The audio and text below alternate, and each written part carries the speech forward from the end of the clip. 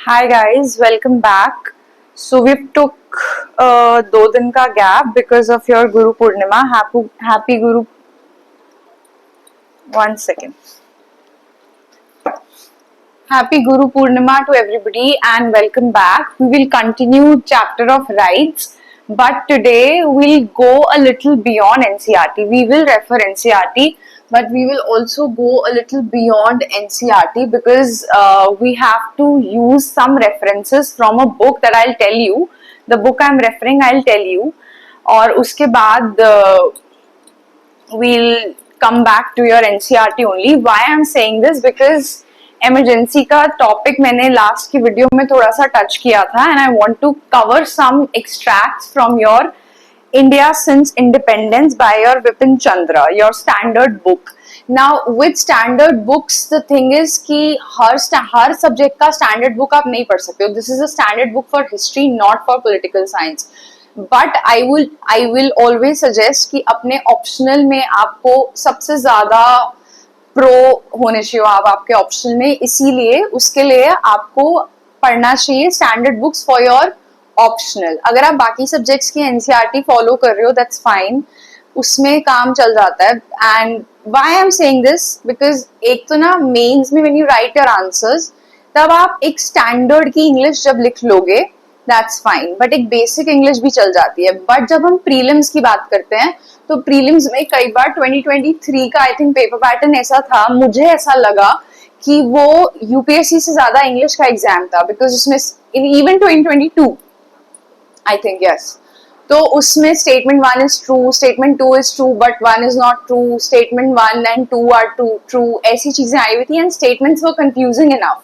तो कई बार ऐसा होता है कि वो जरूरी नहीं है कि वो आप यूपीएससी का क्वेश्चन हो, कई बार वो कॉमन सेंस का क्वेश्चन होता है, सिर्फ इंग्लिश का क्वेश्चन होता है, सिंपल इंग्लिश का. For that I will introduce some English teachers on my channel only. जैसे मैंने कल इकोनॉमी के लिए और करंट अफेयर्स के लिए एक टीचर इंट्रोड्यूस करे हैं आपको, आप उनसे कॉल कर सकते हैं, अपने डाउट्स ले सकते हैं with regarding your current affairs. Phone number, WhatsApp etcetera सब प्रोवाइड हो जाएगा. गूगल मीट पे भी आप उनसे डाउट्स क्लियर कर सकते हो अपने. Same goes with English. Hindi to English translation dictionary ले लो, वो पढ़ना शुरू करो. काफी चीजें, काफी प्रॉब्लम्स लाइफ में सॉर्ट हो जाती हैं उसी से. बिकॉज मतलब आपके पास ऑप्शन है हिंदी में देने का exam, but I would suggest कि अगर आपकी बेसिक इंग्लिश ठीक है और अगर आप मेंस लिख सकते हो तो गो फॉर इंग्लिश. ठीक है. So now we'll come back to your topic which is rights and we will study rights today, referring to right of vote and exploitation of your rights using emergency.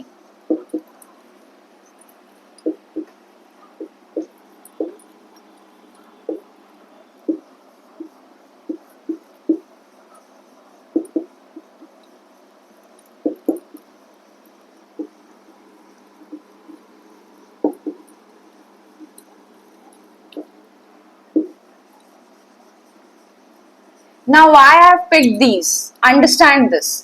Right to vote, क्योंकि ये चल रहा है, Bihar elections आने वाले हैं, Bihar elections चल रहे हैं and I will also refer covid इसमें. ठीक है. Exploitation of rights is related to this कि कैसे यहाँ पर और यहाँ पर आपका एक्सप्लॉयटेशन ऑफ राइट्स हुआ है. अब एक्सप्लॉयटेशन ऑफ राइट्स क्या है? Fundamental rights are guaranteed against the state. Fundamental rights, कुछ राइट्स को छोड़ के, for example right against exploitation, untouchability का एग्जाम्पल ले लो.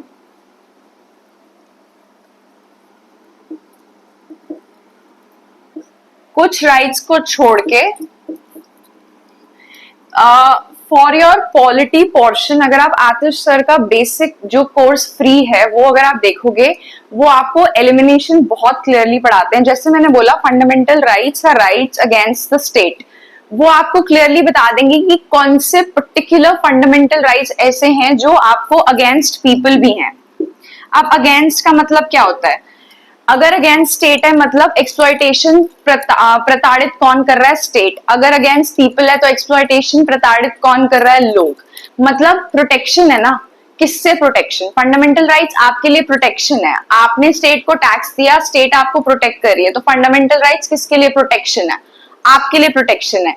तो वो प्रोटेक्शन आपको स्टेट के अगेंस्ट है, आपको स्टेट से सुरक्षा देने के लिए आपको आपके अधिकार दिए हुए हैं, आपको स्टेट से बचाने के लिए कि सरकार आपके हकों की या फिर आपके अधिकारों की हत्या ना कर पाए, इसीलिए आपको फंडामेंटल राइट्स और दूसरे राइट्स प्रोवाइड किए हुए हैं, ठीक है। और पीपल, कुछ राइट्स ऐसे हैं जैसे अनटचेबिलिटी, अनटचेबिलिटी स्टेट नहीं कर रही है, अनटचेबिलिटी लोग कर रहे हैं। अगर मंदिर में एक भिखारी अलाउड नहीं है तो वो किसकी वजह से अलाउड नहीं है? स्टेट ने तो नहीं बोला कि वो अंदर नहीं जाएगा, आप लोगों ने बोला कि वो अंदर नहीं जाएगा, ठीक है। तो ये होता है rights against state, rights against your people. Against मैंने इसीलिए यूज किया है कि वो जब आप राइट्स अगेंस्ट मैं बोल रही हूँ तो फंडामेंटल राइट्स आपकी प्रोटेक्शन है। किससे प्रोटेक्शन? स्टेट से प्रोटेक्शन, लोगों से प्रोटेक्शन। बाकी के जो आपके राइट्स हैं कॉन्स्टिट्यूशनल, लीगल, जैसे प्रॉपर्टी लीगल राइट है। मैंने लास्ट लेक्चर में बोला था, इसी नोट पे लेक्चर छोड़ा था कि आपका property is not a fundamental right, it is a legal right. अब वो लीगल राइट है, क्यों है? पहले फंडामेंटल राइट था, अब लीगल राइट क्यों है? केसर नंदा भारती में ऐसा क्या हुआ, इमरजेंसी में ऐसा क्या हुआ, या इंदिरा गांधी के टाइम पे ऐसा क्या हुआ? नहीं पढ़ा किसी ने भी, मेरे पास कोई क्वेश्चन नहीं आया इसके ऊपर। 3 दिन का टाइम था आई थिंक वीडियो के बीच में, या 2 दिन का था, किसी ने नहीं पढ़ा। सो वेरी गुड, तुम अपने डाउट्स पूछो, नो प्रॉब्लम, बट जो मैं बोल रही हूँ, अगर मैं पढ़ा रही हूँ कुछ तो उसके साथ वाले डाउट्स भी क्रिएट करो अपने। ये मत सोचो कि नेक्स्ट लेक्चर में आके हो जाएगा, कई बार लेक्चर डिले हो जाता है फॉर टेक्निकल रीजंस। तो साथ साथ जो क्वेश्चन मार्क लगाए हैं, अगर मैं अवेलेबल हूँ और मैं व्हाट्सएप पे रिप्लाई कर रही हूँ, मैं गूगल मीट पे डाउट्स ले रही हूँ, तो आप साथ साथ डाउट्स क्लियर करो। आप मुझसे टाइम ले लो, आप मुझसे मिलने आ जाओ, ठीक है। तो उस हिसाब से वो चीजों को सॉल्व किया करो साथ साथ। तो अब आपका जो दूसरे राइट्स हैं जैसे प्रॉपर्टी वगैरह, अब प्रॉपर्टी के लीगल डिस्प्यूट्स कोर्ट में चलते हैं, क्योंकि प्रॉपर्टी का राइट लीगल राइट है। वो आपको प्रोटेक्शन किससे है? लोगों से प्रोटेक्शन है। सिमिलरली फंडामेंटल राइट्स आपकी प्रोटेक्शन स्टेट से है, तो वो आपको स्टेट से प्रोटेक्ट कर रहे हैं, ठीक है। ये आपके राइट्स होते हैं। अब वो राइट्स वायलेट कैसे हुए? वायलेट, एक्सप्लॉइट, शोषण, प्रताड़ित, ये सारे वर्ड्स हैं, ठीक है। वायलेशन, एक्सप्लॉइटेशन, ये एक इमरजेंसी में कैसे एक्सप्लॉइट हुए, दूसरा बिहार इलेक्शंस में कैसे एक्सप्लॉइट हो रहे हैं, तीसरा कोविड में कैसे हो रहा है, और राइट टू वोट है ना, तो आपका कोड ऑफ कंडक्ट, आचार संहिता जो इलेक्शन कमीशन लगाती है, तो आपके इलेक्शन कमिश्नर क्या कर रहे हैं? इलेक्शन कमिश्नर के पास इलेक्शन के टाइम पे सबसे ज्यादा पावर होती है। When I wanted to clear UPSC, मुझे कैबिनेट सेक्रेटरी नहीं बनना था, मुझे ये बनना था, क्योंकि elections are the biggest celebration of your democracy. लोकतंत्र की हत्या भी सबसे ज्यादा इलेक्शन में होती है, और लोकतंत्र का सबसे बड़ा सेलिब्रेशन वो भी आपके इलेक्शन है। तो इलेक्शन में ऐसा क्या हो रहा है बिहार इलेक्शन में कि इलेक्शन कमिश्नर चुप है, आपके महिलाओं के बैंक अकाउंट में 10,000 रुपए डल जाते हैं इलेक्शन से पहले ही, और इलेक्शन कमिश्नर कुछ नहीं कर रहा, क्वेश्चन मार्क। देश लोगों से चलता है ना, स्टेट लोगों से चलती है, इंस्टीट्यूशन तो है ऑफिशियल, बट चला तो लोग रहे हैं ना। तो ऐसा क्या हो रहा है? क्या उसके अकाउंट में भी पैसे डले हैं? May be. Also Bihar elections और कोविड मैंने क्यों रिलेट किया, मैं क्यों वायलेशन, एक्सप्लॉइटेशन, प्रताड़िता बोल रही हूँ, अनटचेबिलिटी, पीपल, ये क्या मैंने क्या बोल दिया है? समझ में आ रहा है थोड़ा सा? बिहार इलेक्शंस की अगर आपने न्यूज पढ़ी हो, ट्रेन में मजदूरों को, why I am saying this, क्योंकि ना अभी कंस्ट्रक्शन चल रही है, और कंस्ट्रक्शन ना धीरे धीरे कम होती जा रही है जैसे जैसे इलेक्शन पास आ रहा है। Even the maids that work, जो मेरी मेड है वो बिहार से आती है, she has to go back to Bihar, क्योंकि इलेक्शन है, not because she wants to go, उसको नहीं डालना है वोट, बट बिकॉज सरकार भेज रही है ट्रेनों में भर भर के। जनरल के कंपार्टमेंट्स उतने हैं नहीं कि सबको भेजा जा सके, बट अब सरकार भेज रही है। कोविड के टाइम पे ये सर्विस अवेलेबल नहीं थी, वो सोनू सूद को करना पड़ा, बट अब सरकार के पास पैसे भी आ गए हैं, और अब सरकार ने बहुत पैसे शायद कमा लिए हैं राम राज्य बना के या राम मंदिर बना के, तो अब भेजा जा रहा है ताकि वो वहां जाएं और वोट दें, बिकॉज राम आ गए ना। अयोध्या में राम आए, सबसे पहले किसको निकाला? लोगों को, उनके घर तोड़ के। तो ये राम राज्य शायद एक आइसोलेशन में लाना चाहते हैं जहां ये सिर्फ ये रहते हैं, इलेक्शन के बाद वापस भेजेंगे सेम ट्रेन में या खुद आना पड़ेगा? People are finding an opportunity to go there because वहां पे उनका घर है, क्यों उन्हें लग रहा है कि ठीक है जा रहे हैं तो फ्री में चलते हैं, घर वर घूम आएंगे, इलेक्शन डाले ना डालें। आपके वोट की कीमत इतनी सस्ती है कि एक जनरल कंपार्टमेंट की टिकट से बिक जा रही है। There are other things also, other classes में ये लोग अलाउड नहीं है बिकॉज अगेन अनटचेबिलिटी। वहां पे अगर ये दिख जाए तो टीटी ने मारता है, आदमियों को नहीं औरतों ने भी मार खाई है, मेरे सामने खाई है।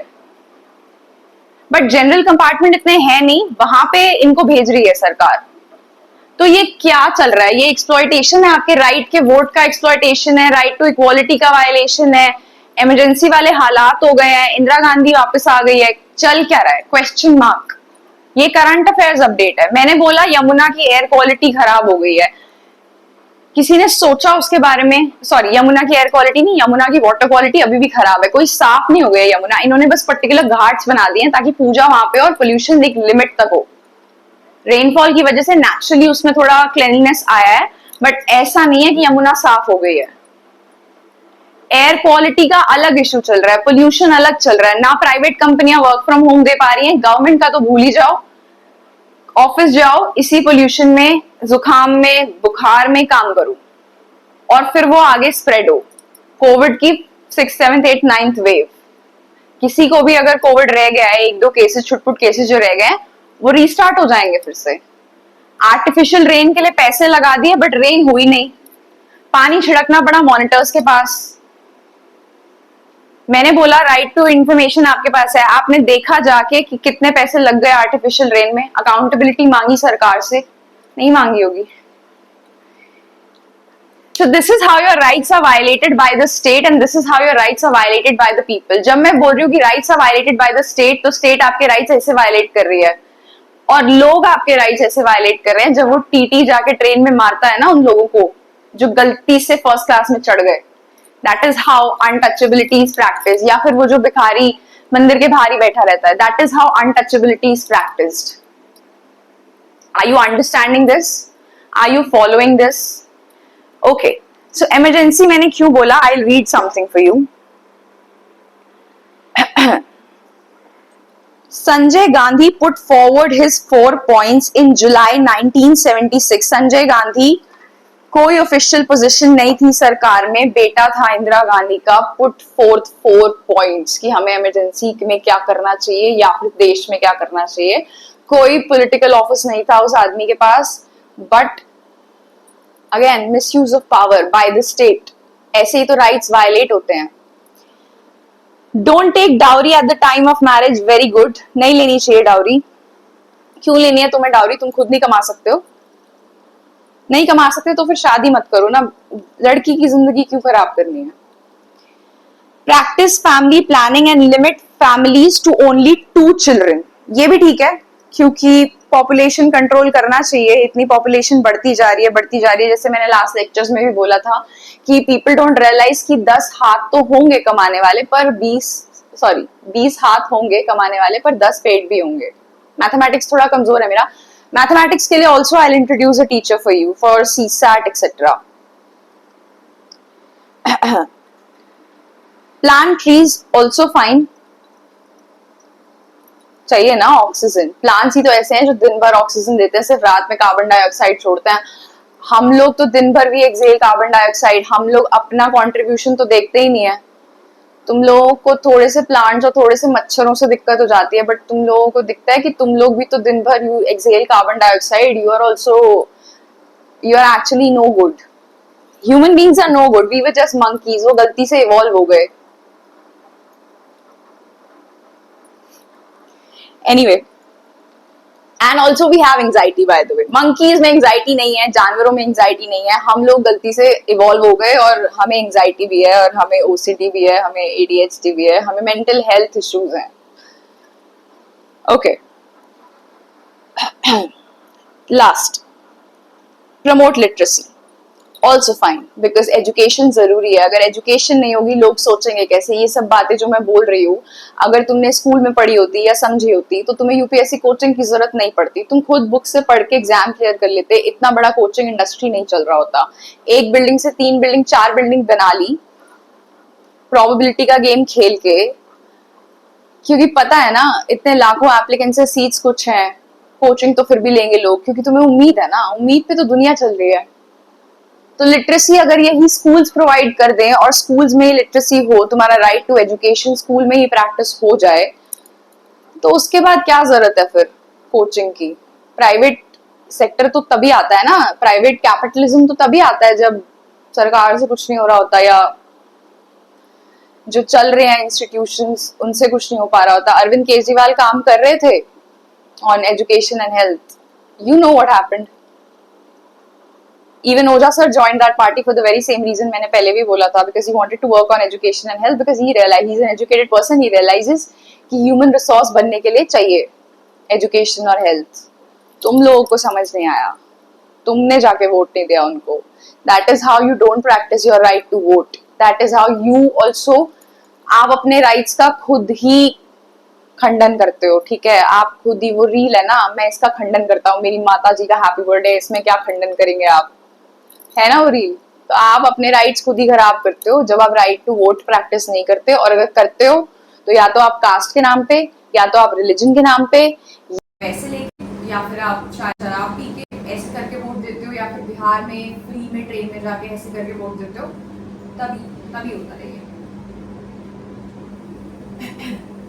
And Sanjay Gandhi was also determined to beautify the cities. अब beautify cities तो ठीक है, पौधे लगा लो, जानवर जो सड़कों पे चल रहे हैं गाय वाय वो हटा दो, ब्यूटिफिकेशन हो जाएगी, सुंदरता आ जाएगी. बट उसकी गाड़ी क्योंकि एक चौल से गुजर नहीं पाई, उसकी लंबी गाड़ी, तो उसने फोर्स स्टेरिलाइजेशन शुरू कर दिया for population control. That was wrong, because उस फोर्स स्टेरिलाइजेशन में people who are not even married got sterilised. जब गुस्सा ना आदमी के अकल को खा जाता है. That is what happened to him, क्योंकि उसकी गाड़ी उस चौल में से ऐसे निकल नहीं पाई. There is a scene in the movie also, अगर तुमने इमरजेंसी के बारे में पढ़ा हो या बुक्स पढ़ी हो, तो उसकी गाड़ी एक चौल से ना निकल नहीं पा रही थी. उसकी गाड़ी थोड़ी चौड़ी थी. उसने देखा कि ये एनक्रोचमेंट है, इन लोगों ने कब्जा कर रखा है और घर तो है ही, उसके आगे इनकी किचन बाहर है या हैंडपंप लगा है या जो भी है.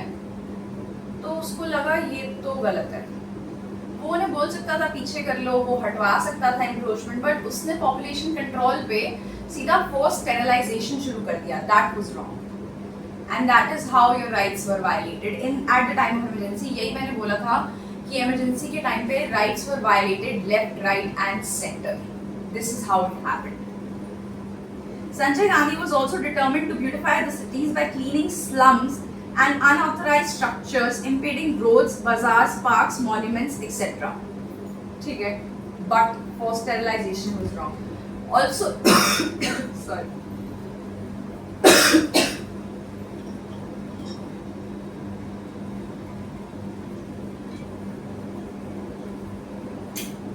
एयर क्वालिटी बहुत अच्छी हो गई है ना दिल्ली की. सोनीपत की भी बहुत अच्छी है. कम हो गई है इस बार, 700 से 400 आ गई है. बहुत अच्छा काम कर रही है सरकार, बहुत मजे आ रहे हैं. बिल्कुल जुकाम नहीं है और बिल्कुल खांसी नहीं हो रही. So where was I? Forced sterilizations were wrong. So emergency के time पे this is how your rights were violated, and this is what Sanjay Gandhi was doing, being out of power, by the way, misusing power of his mother. ठीक है, we'll take a 30-second break on this note.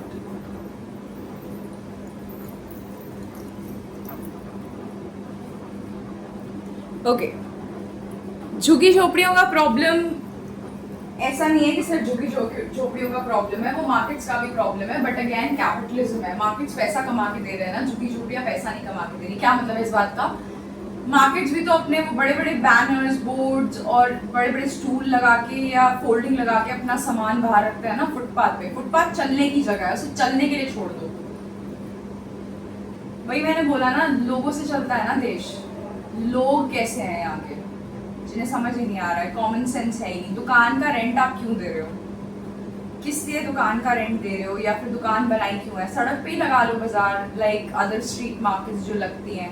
Why are you contributing to the traffic problem of the country? Already गाड़ियाँ इतनी हैं, क्योंकि population इतनी है और क्योंकि अब इनकम लेवल्स इतने ठीक हो चुके हैं और लोगों के पास पैसे आ गए, तो गाड़ियाँ भी बढ़ गई हैं, सड़कें उतनी ही हैं. अमेरिका, पता है, there is a saying, America developed है इसीलिए उसकी रोड्स अच्छी नहीं है, उसकी रोड्स अच्छी हैं इसीलिए वो डेवलप्ड है. क्या मतलब है इस बात का? मैंने बोला लैंड रूट्स सबसे पुराने हैं. जब मैं लास्ट लेक्चर में ट्रेड रूट्स पढ़ा रही थी, तो लैंड रूट्स जब सबसे पुराने हैं, तो अगर आपकी रोड्स ही इतनी कंजस्टेड हैं या पॉपुलेटेड है, संजय गांधी को दिख गया था ये चीज. फोर्स स्टेरिलाइजेशन गलत था, बट एंक्रोचमेंट हटाना, जो कब्जा आप कर लेते हो दुकान के नाम पे या घरों के नाम पे, वो तो गलत ही है ना. तो यू हैव टू अंडरस्टैंड कि सड़कें बहुत ज्यादा इंपॉर्टेंट है एक कंट्री के चलने के लिए. वो रोड सप्लाई है, वहां से ट्रक्स जाते हैं वहां पे आपका गुड्स और लेके. पीछे ट्रकों की जब हड़ताल हुई थी, कितनी प्रॉब्लम हो गई थी ना पेट्रोल डीजल के लिए. अभी सीएनजी के लिए भी सेम चीज हुई थी. पेट्रोल डीजल सीएनजी देश चला रहे हैं भाई. इराक, ईरान, अफगानिस्तान ऑयल पे बने हुए कंट्रीज हैं. कुवैत, अगर ट्रांसपोर्टेशन ही नहीं हो पाएगा, सड़कों पे इतना ट्रैफिक है या डिलेज है इस सब में, तो फिर कैसे चलेगा? अमेरिका कैसे बनाओगे तुम इंडिया को? अमेरिका के जब लीडर्स ने आना था, G20 के लीडर्स ने आना था, तब तो आपने स्लम्स कवर कर दिए, ढक वक दिया सब कुछ. ऐसा थोड़ी होता है कि अलमारी के पीछे साफ मत करो क्योंकि दिखाई नहीं दे रहा है. पीछे गंद तो है ना, उसे साफ तो करना पड़ेगा. And I am not saying कि स्लम्स गंदे हैं. प्लीज उन्हें घर दे दो, पक्के मकान दे दो.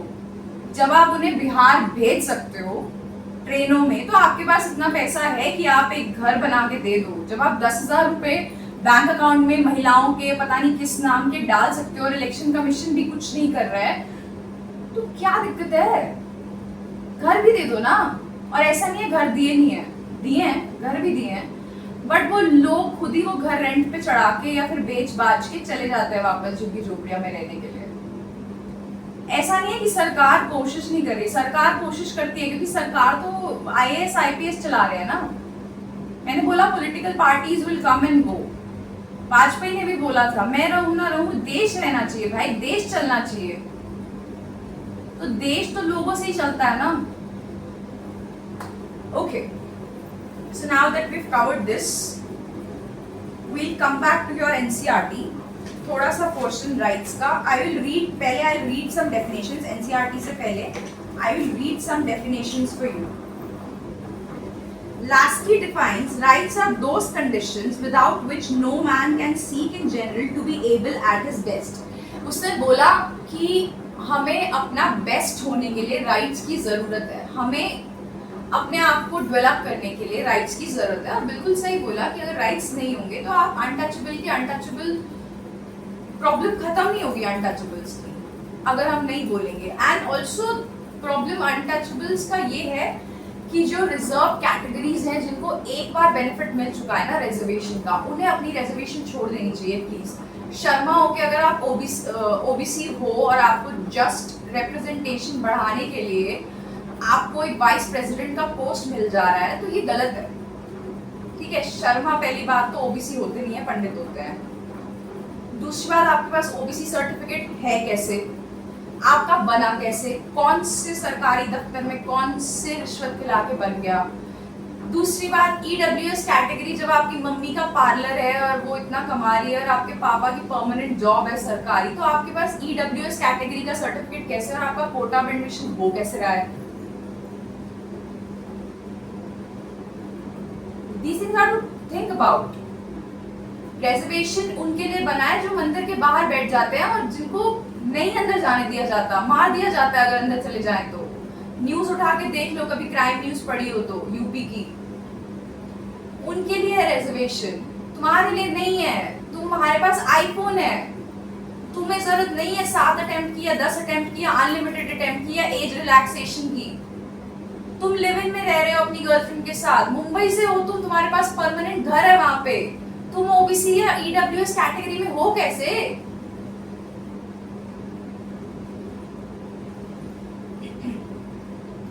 Rights are those conditions without which no man can seek in general to be able to be at his best. Every state is known by the right it maintains. Laski ने बोला कि Laski